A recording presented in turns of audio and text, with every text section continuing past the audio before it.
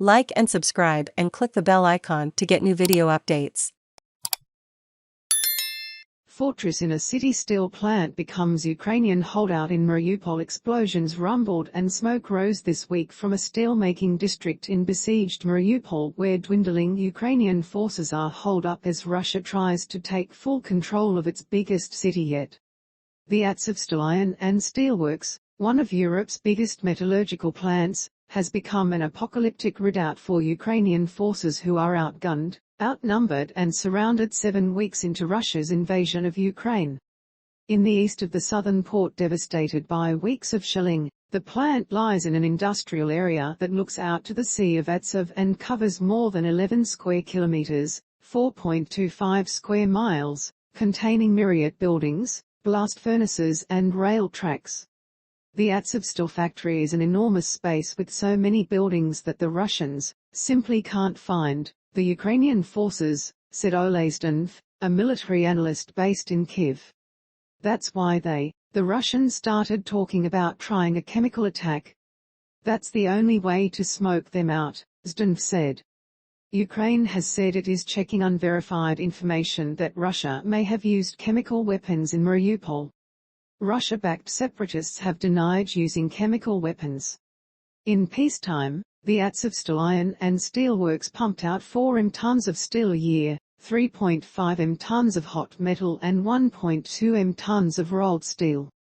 Like the city's Illich steel and ironworks, Azovstal is held by Metinvest, the group controlled by Rinat Akhmetov, a billionaire and Ukraine's richest man.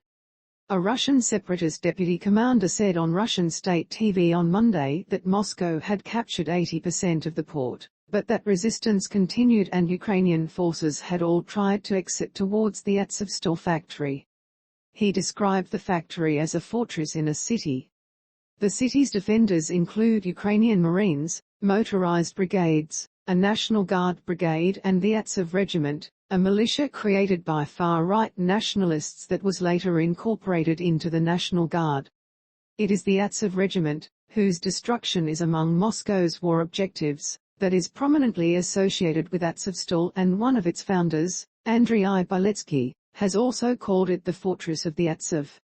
The Russian President, Vladimir Putin, calls the invasion a special operation for the demilitarization and denazification of Ukraine, but Ukraine and the West say Russia launched an unprovoked war of aggression. Azov is indeed on Azovstal's territory. These are huge territories with workshops that can't be destroyed from the air, which is why the Russians are using heavy bombs, said Sergiy Zgurets, a military analyst. Russia's defense ministry said on Wednesday that more than 1,000 soldiers of Ukraine's 36th Marine Brigade, including 162 officers, had surrendered in Mariupol, though Ukraine has not confirmed that. Oleksiy Arestovych, an advisor to Ukraine's president, later said that members of the 36th Marine Brigade had managed to punch through in a highly risky maneuver to join up with the Azov Regiment.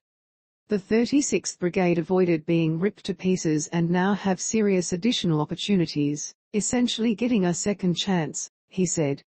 The lack of mobile reception and internet in the city means information is scant. Ukraine has kept tight control of communication about troop numbers and other sensitive subjects that could compromise its defense. Biletskiy told Ukraine's NV News site on the 20th of March that Ukraine had a total of 3,000 fighters defending the city against up to 14,000 Russians. Magsa, a private U.S. satellite company, was able to peer down at the raging battles from space on Tuesday. Smoke and fire was observed coming from a number of buildings throughout the western and eastern sections of the city, as well as in and near the Azovstal iron and steelworks factory, the site of ongoing battles between Russian and Ukrainian forces, it said. An EU security source told Reuters it was too difficult to say how long the Ukrainians could hold on and that it was difficult for Russia to occupy the whole city because of the industrial complexes. There are tunnel systems under the steel factory. Mariupol is very important to Putin because after a victory there, and the surrender of Azov troops, he can claim that the denazification process is successful, the source added. An assistant to Mariupol's mayor said on Wednesday that Russia planned to celebrate victory in the city on the 9th of May, the date Moscow marks victory over Nazi Germany in the Second World War with an annual parade on Red Square. Zhdanov, the military analyst, said he saw little chance of Ukrainian forces from the outside breaking through Russia's siege. How many supplies the defenders have and how long they can hold on is anyone's guess. But they have no other way out. They're surrounded on all sides, they